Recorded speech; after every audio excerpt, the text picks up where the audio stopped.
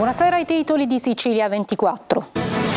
Dopo il caso di Chico Forti si riaccende la speranza per Filippo Mosca, il giovane di Caltanissetta detenuto in Romania da 8 mesi in condizioni disumane. La madre Ornella: spero che l'Italia pensi a mio figlio e ai tanti connazionali rinchiusi nelle carceri di altre nazioni. Strage di Altavilla, gli investigatori ora si concentrano sul ruolo della figlia 17enne, decisa la perizia psichiatrica per il padre. Intanto continua lo scambio di accuse fra gli indagati su chi avrebbe partecipato al triplice omicidio. La marcia dei trattori non si ferma. Oggi in corteo nel centro di Ragusa e spuntano di nuovo i forconi. A Catania il no all'autonomia differenziata. Sindacati, studenti e associazioni in piazza contro una riforma che dicono divide il paese. Lo scandalo dell'università fantasma italo-bosniaco: tra gli studenti c'è chi ha pagato le rette anche più di 100.000 euro, pronti gli esposti per il sequestro dei beni. Non è goliardia e bullismo in Sicilia, il fenomeno è dilagante, l'ultimo caso nell'Agrigentino. Folla di turisti sull'Etna, ma piste chiuse e delusione per gli sciatori.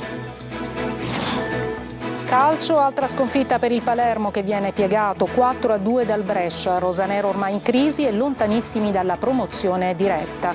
In Serie C il Catania insegue la vittoria anche con il Monterosi.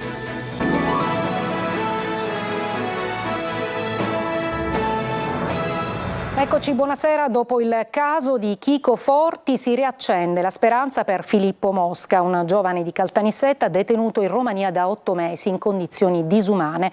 La madre Ornella dice: spero che l'Italia pensi ai tanti connazionali, anche a mio figlio, rinchiusi nelle carceri di altre nazioni. Sentiamo Emanuela Corsi. Quando ieri ho appreso la notizia della risoluzione del caso di Chico Forti con il suo rientro in Italia, mi si è aperto il cuore e ho avvertito un senso di felicità. A parlare Ornella Matraxia, madre di Filippo Mosca, il giovane 29enne di Caltanissetta che dal 3 maggio 2023 è detenuto nel carcere di Porta Alba a Costanza, in Romania, dopo la condanna in primo grado a 8 anni e 6 mesi per traffico internazionale di sostanze stupefacenti. Ritengo che l'Italia, che è un grande paese, debba anche pensare ai tanti connazionali rinchiusi nelle carceri di altre nazioni e detenuti in condizioni difficili e spesso disumane, come sta capitando a mio figlio Filippo, continua Ornella. La donna, che vive a Londra, da mesi si batte per l'estradizione del figlio, denunciando il trattamento disumano che Filippo ha subito in carcere. Ci è stato impedito di fargli avere persino una coperta, dichiara. Filippo si era recato in Romania con la fidanzata e gli amici a maggio 2023 per assistere al Sunwave Festival. Il giorno prima di rientrare in Italia è stato arrestato perché la fidanzata di uno del gruppo avrebbe fatto recapitare nell'albergo del Nisseno un pacco contenente 150 grammi di marijuana, chetamina ed ecstasy. Da 9 mesi, dice la donna, viviamo nell'angoscia quotidiana, ma abbiamo fiducia nel governo e nella diplomazia italiani, molto meno nella giustizia romena, che si è dimostrata superficiale e approssimativa. Purtroppo tanti italiani detenuti all'estero sono dimenticati. Noi continueremo a tenere accesi i riflettori sul caso di mio figlio, accusato di un reato che non ha mai commesso. Nei giorni scorsi i giudici romeni hanno respinto la richiesta di arresti domiciliari. Il prossimo 7 marzo è previsto l'inizio del processo d'appello. Gli investigatori che indagano sulla strage di Altavilla si concentrano sul ruolo della figlia minorenne di Giovanni Barreca. Anche la ragazza, unica superstite della famiglia, oltre il padre, avrebbe avuto un ruolo determinante sull'esorcismo costato la vita alla madre e ai 2 fratelli minori. Maglio Viola. L'unica certezza è il tragico esorcismo. C'è ancora tanto da scoprire nelle indagini sulla strage di Altavilla, nella quale sono stati uccisi Antonella Salamone e i suoi figli Kevin ed Emanuel di 16 e 5 anni. Mentre il padre Giovanni Barreca, che continua a sostenere di aver agito per liberarli dal demonio, ora accusa la coppia di amici predicatori Sabrina Fina e Massimo Carandente, che a loro volta vogliono adesso essere ascoltati per tornare ad accusare invece Barreca come unico responsabile. Gli investigatori si concentrano invece su Mira, Miriam Barreca, la figlia 17enne, unica superstite della strage insieme al padre. La ragazza ha cambiato più volte versione, all'inizio ha detto di aver trovato i fratelli morti una mattina quando si è svegliata, poi si è presentata agli investigatori ed ha confessato di aver assistito alle torture, ma non di avervi partecipato, sposando l'esigenza di liberare la casa e i suoi congiunti dal demonio.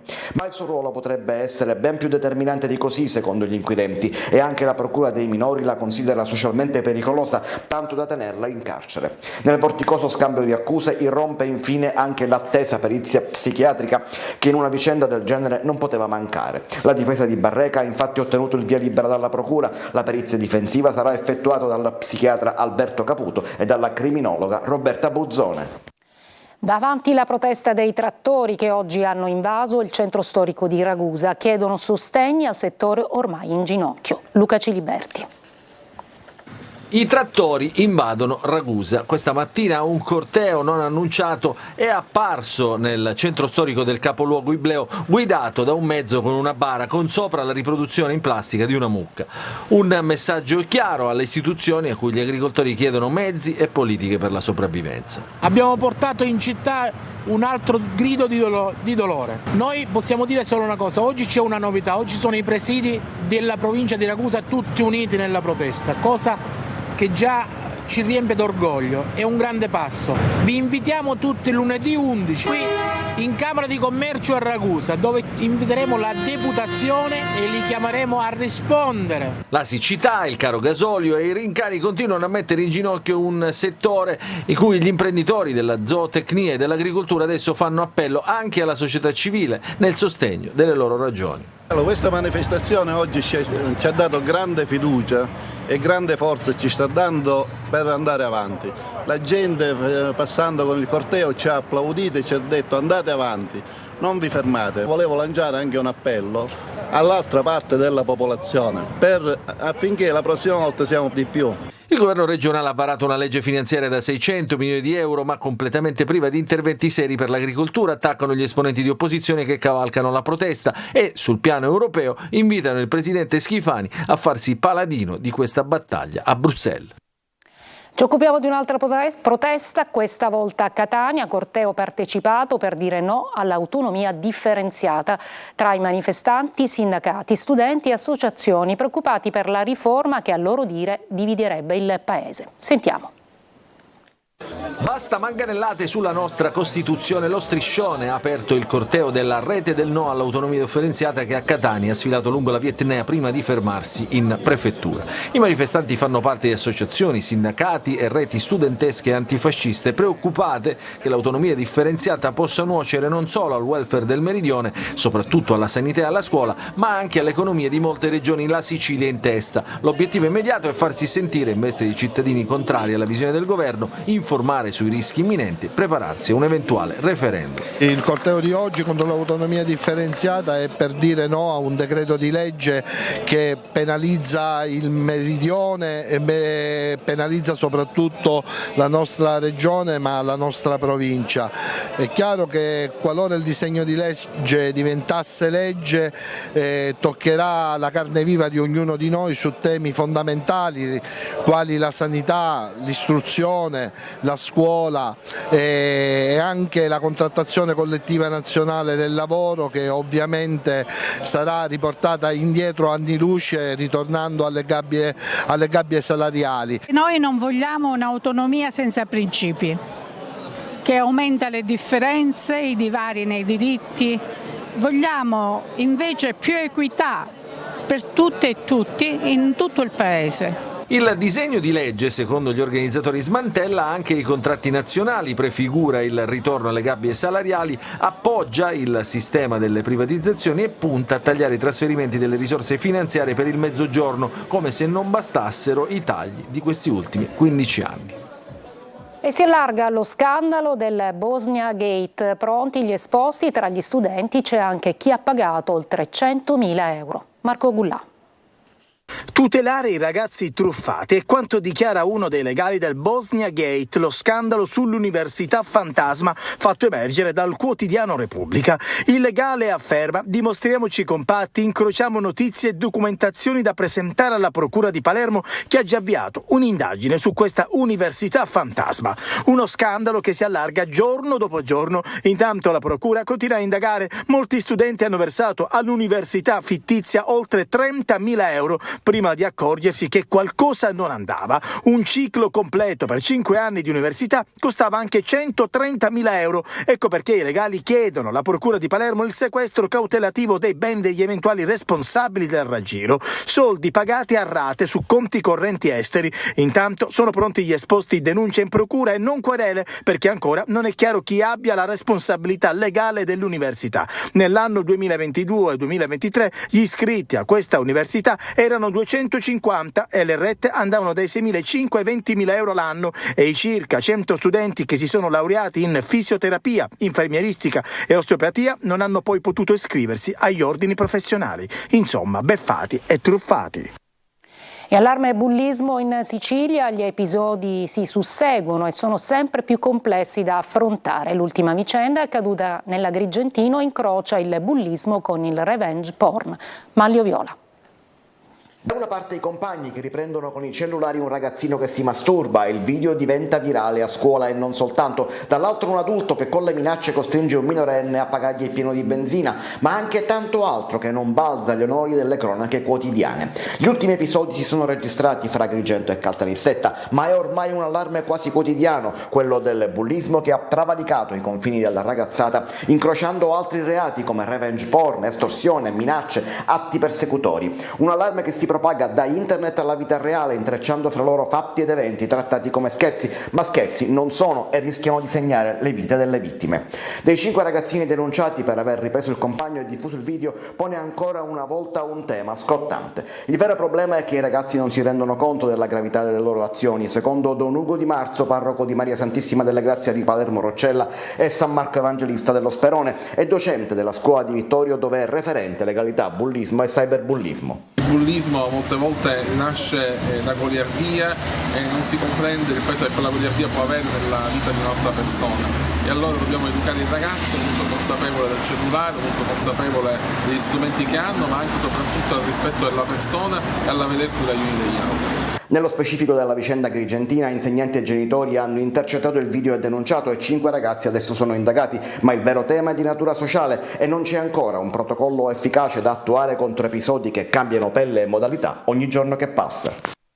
Aggredita dal branco di 5 coetanei all'uscita di scuola, è accaduto a Enna una ragazzina che frequenta il primo anno di una scuola superiore, trasportata al pronto soccorso dell'ospedale Umberto I. Per la studentessa 5 giorni di prognosi per trauma cranico, anche ferite all'addome e diverse contusioni. E adesso è stato arrestato a Catania un pregiudicato per atti persecutori. L'uomo, a cui era stata notificata la misura del divieto di avvicinamento a madre e sorella, ha impugnato un coltello minacciando le 2 donne e gridando: "È l'ultima cosa che faccio prima di andare in carcere". Per molti sembrava un affare, ma quello era solo per chi vendeva. Alla Feroluni siamo a Catania, orologi di marca a prezzi stracciati, abbigliamento di lusso, ma tutto regolarmente falso. Francesco Triolo. Orologi di pregio, marchi di lusso importanti, Rolex, Patek Philippe, Cartier, IWC, prezzi d'affare da 50 euro per i modelli più semplici e 200 per quelli automatici, condizioni di perfetto funzionamento e con un contributo aggiuntivo, anche i sigilli di garanzia. Non è uno spot, ma il mercato del falso all'ombra della Feroluni, la famosa fiera nel centro di Catania. I militari e la Guardia di Finanza hanno sequestrato oltre 1000 pezzi, alcuni di pregevole fattura, che venivano esposti sulle bancarelle, pronti per essere smerciati e poi magari rivenduti, perché l'acquisto degli orologi contraffatti avrebbe potuto aprire un canale di rivendita privata in cui i possessori dei prodotti acquistati al mercato potevano falsamente vantare il possesso di garanzie circa la legittima provenienza dei beni, alimentando il mercato secondario sempre più crescente sulle note piattaforme di commercio online. Un'operazione nata dopo un monitoraggio di diversi giorni, attraverso il quale è stato possibile anche individuare l'area di stoccaggio della merce nei pressi del mercato di Piazza Carlo Alberto. A gestirlo un italiano, adesso denunciato per contraffazione e ricettazione. Nello stesso locale sono stati trovati anche diversi capi d'abbigliamento, tute Armani, giubbotti Moncler, cappelli di Squared e Louis Vuitton, maglioni Ralph Lauren e 200 paia di scarpe di Nike per un valore complessivo di circa 100.000 euro, tutte naturalmente false. E caccia al truffatore che ha raggirato un 85enne a Santa Croce di Camerina e una 75enne a Scicli, siamo nel Ragusano, facendosi consegnare contanti e monili in oro. Il truffatore si sarebbe finto un avvocato contattando telefonicamente le vittime e riferendo di un incidente stradale provocato dal figlio delle anziane e quindi dover coprire con una somma la copertura appunto assicurativa.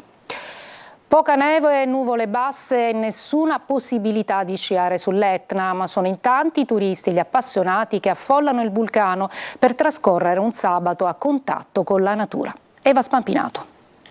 Lo slittino c'è, la neve no. La neve manca effettivamente.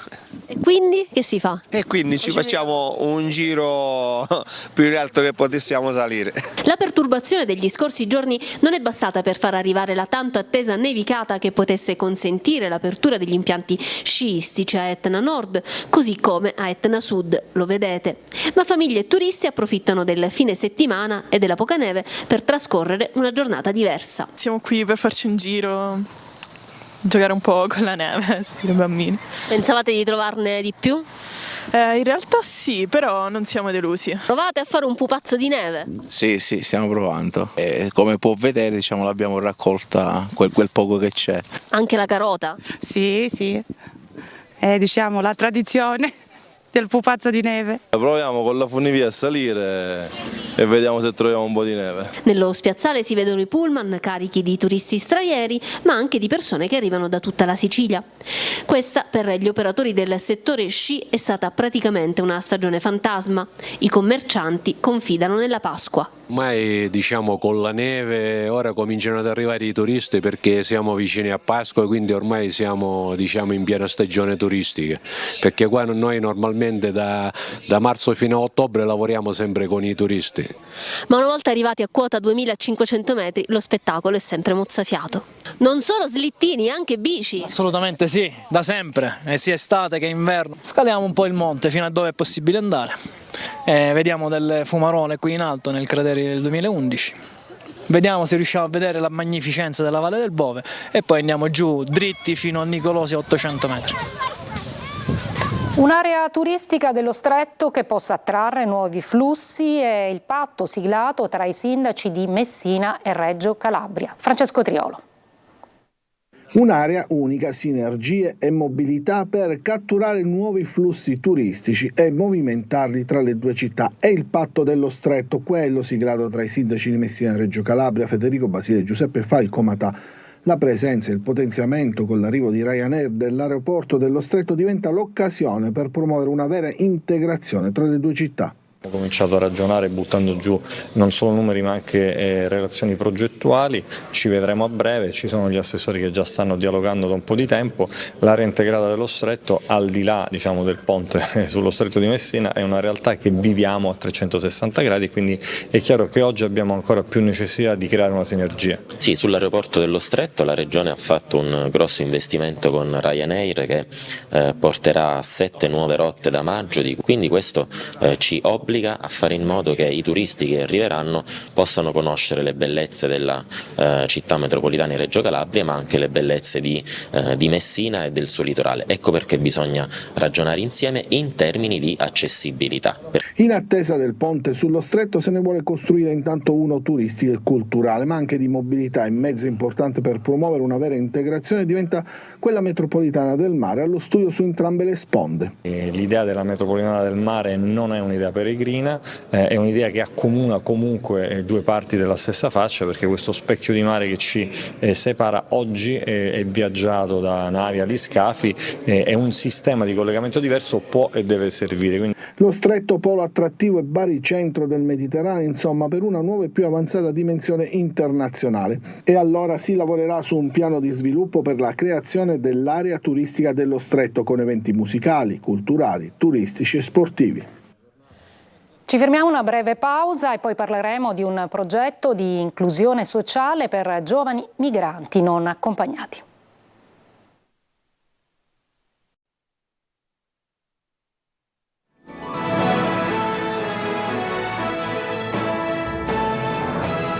Si è concluso ad Agrigento il corso di potatura innesto rivolto a 10 ragazzi non accompagnati presenti nel territorio. Sentiamo Davide Sardo. Vengono dal Gambia, dal Mali, dalla Costa d'Avorio, dal Burkina Faso, dal Bangladesh, dal Benin. Hanno tra i 17 e i 19 anni. Il bagaglio pesante di chi ne ha già viste tante e la luce di chi comunque ancora crede di avere una chance di realizzare il proprio sogno imparando un mestiere, inserendosi in una nuova comunità. Sono i primi 10 giovani non accompagnati presenti nel territorio agrigentino che hanno appena concluso il percorso di inclusione sociale potatura e innesto. Le attività si sono svolte nello splendido scenario della Valle dei Templi, tra gli ulivi secolari da cui si ricava il prezioso olio di Odoros. Queste formazioni di potatura troppo interessanti, questo è molto importantissimo, mi piace. E mi piace molto questo lavoro perché sa mi mostrare nello e sviluppo d'agricoltura. Questo lavoro mi piace molto. Il lavoro a potatura è buon lavoro, mi piace troppo. Il corso è stato organizzato da Al-Karub, cooperativa sociale di Agrigento, in collaborazione con l'Ente Parco Archeologico e l'azienda Valparadiso. Questo è un progetto nazionale che si svolge tra Torino ed Agrigento ed è rivolto a 60 ragazzi stranieri non accompagnati. Sono percorsi di formazione e di accompagnamento al co-housing per minori e neomaggiorenni nella filiera agroalimentare. Terminato il corso sarà possibile per le aziende interessate avviare un serio inserimento lavorativo dei ragazzi, in un contesto dove è sempre più difficile trovare operatori con competenze specifiche. 10 minuti di applausi hanno suggellato il successo della prima mondiale dell'opera lirica Il berretto a sonaglia al Massimo Bellini di Catania. Solo una pazza direbbe al mondo ciò che sto per dire, che Ciampa è il capo di questa cosa vostra, canta Beatrice Fiorica in uno dei momenti chiave dell'opera, liberamente tratta dal capolavoro di Pirandello, in cui emerge la denuncia civile contro mafia e disparità di genere. Una straordinaria intensità timbrica e armonica attraversa la partitura di Marco Tutino sul libretto di Fabio Ceresa. Sul podio Fabrizia Maria Carminati. Adesso una breve pausa, il calcio con la sconfitta del Palermo a Brescia.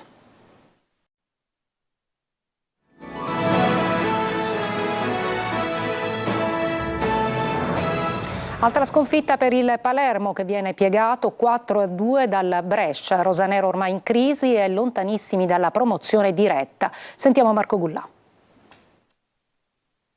Il Palermo perde ancora, perde male, perde anche il treno per la promozione diretta e probabilmente adesso deve anche pensare a mantenere la zona playoff. Caduta libera. Rosanero sconfitte a Brescia per 4-2, una partita rocambolesca che si è giocata solo nel primo tempo, con 6 reti e un'espulsione, quella di Marconi che ha lasciato il Palermo in 10 al 20° della prima frazione di gara. Inspiegabili alcune scelte iniziali di Corini, che ha lasciato fuori Diachité, Ranocchia e Segre, così al pronto via dopo alcuni secondi e il Brescia a passare con questo gol di Borrelli. Il Palermo però reagisce subito, Di Mariano atterrato in aria e calcio di rigore, Brunori non sbaglia, 1-1. Gara vibrante, ricca di emozioni, Di Francesco dopo qualche minuto trova la rete del 2-1. Ma come succede spesso, i rosanero non mantengono mai il vantaggio, ingenuità di Lund, Marconi già ammonito fa fallo da ultimo uomo su Borrelli, rosso, Palermo in 10, la partita cambia ancora, il Brescia trova trova il pareggio con questa parabola perfetta di Paghera. È 2-2, ma non è finita qui. Il Palermo non ha gioco. Al 41esimo Borrelli salta e trova il gol del 3-2 di testa. Finale di tempo, autogol rocambolesco in collaborazione tra Nedelciaru e Di Francesco. Il risultato è il gol per le rondinelle, 4-2. Nella ripresa Corini prova a rimediare, ma toglie Brunori per Mancuso, dentro anche Ranocchia. Il Brescia addormenta il match. I siciliani provano a rientrare, ma non riescono ad accorciare qualche occasione, ma niente di più. Sconfitta giusta e meritata. Il Palermo è in crisi e sonoro di Corini la società non ci pensa, si va avanti con l'allenatore bresciano. Il Catania nella settimana delle conferenze stampa cerca sul campo un'altra svolta dopo il successo sul Rimini in Coppa Italia che ha aperto le porte dei play-off. Domani al Massimino arriva il Monterosi. Lucarelli vuole i 3 punti. Marco Carli. Le parole e i fatti. Nella settimana delle conferenze stampa e dell'indispensabile passaggio del turno con il Rimini in Coppa, il Catania cerca un'altra vittoria sul campo. Domenica al Massimino arriva il Monterosi, lievemente in ripresa ma ancora in zona play-out, dove il Catania non può finire se vuole sfruttare il vantaggio acquisito in Coppa. Anzi, in classifica bisogna risalire in tutti i modi perché il 15° posto dà il senso della stagione dei rossazzurri che dopo la bella serata con Rimini adesso cercano la svolta anche in campionato.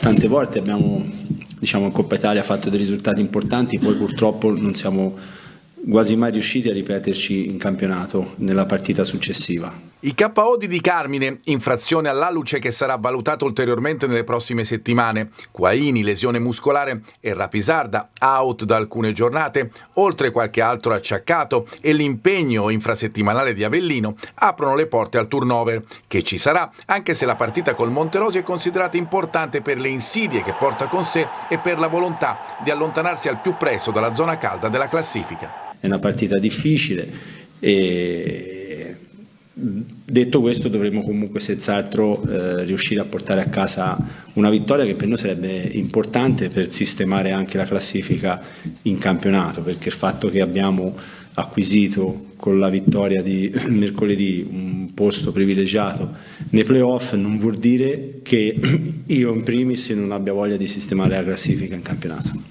Catania-Monterosi sarà seguita da Telecolor con diretta stadio, collegamenti dal Massimino e interventi da studio. Dopo la partita, come sempre, le interviste ai protagonisti. È tutto per questa edizione di Sicilia 24, grazie per l'ascolto e buon fine settimana.